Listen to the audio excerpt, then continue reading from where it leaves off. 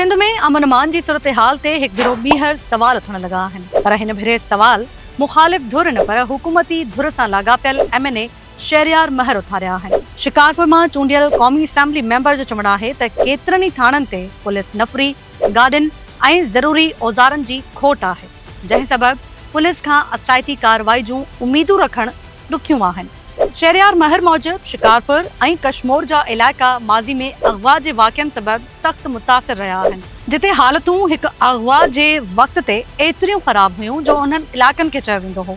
संदसि चवणु आहे त हाणे सूरतहाल में इंडस्ट्री बहितरी आई आहे, पर इहो चवणु दुरुस्त न हूंदो त मुकमल अमन क़ाइमु थी वियो आहे। संदसि चवण मुताबिक़ मक़ामी सतह ते ॾोहारी सरगर्मियूं अञा बि जारी आहिनि। ख़ासि तौर ते शिकारपुर जे कुझु इलाइक़नि में अमन अमान जा मसइला मौजूदु आहिनि।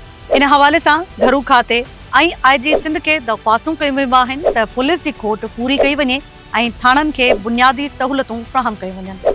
शहरयार महर जो अहम सवाल इहो आहे त जेकॾहिं पुलिस वटि घुर्बल नफ़री, गाॾियूं, हथियार ऐं सहूलतूं न हूंदियूं त पोइ उन्हनि खां बहितर नतीजनि जी उमीद कीअं रखी सघिजे थी। संदसि चवणु आहे त केतिरनि ई थाणनि वटि अञा ताईं पुलिस मोबाइल गाॾियूं मौजूदु न आहिनि, जॾहिं त कुझु हंधनि ते जदीद औज़ारनि ऐं मुनासिब हथियारनि जी खोट आहे।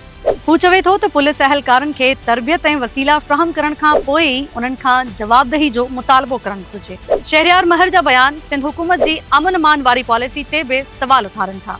जेकॾहिं हुकूमती नुमाइंदनि खे ई थाणनि में बुनियादी सहूलतुनि जी खोट जो एतिराफ़ करणो पवे थो त पोइ सालनि खां अमन अमान लाइ थींदड़ दावाउनि ते सवाल पैदा थियनि था। हिते सवाल उभरे थो त पुलिस खाते खे बजट, नफ़री ऐं जदीद सहूलतूं फ़राहम करण जी ज़िम्मेवारी कंहिंजी आहे।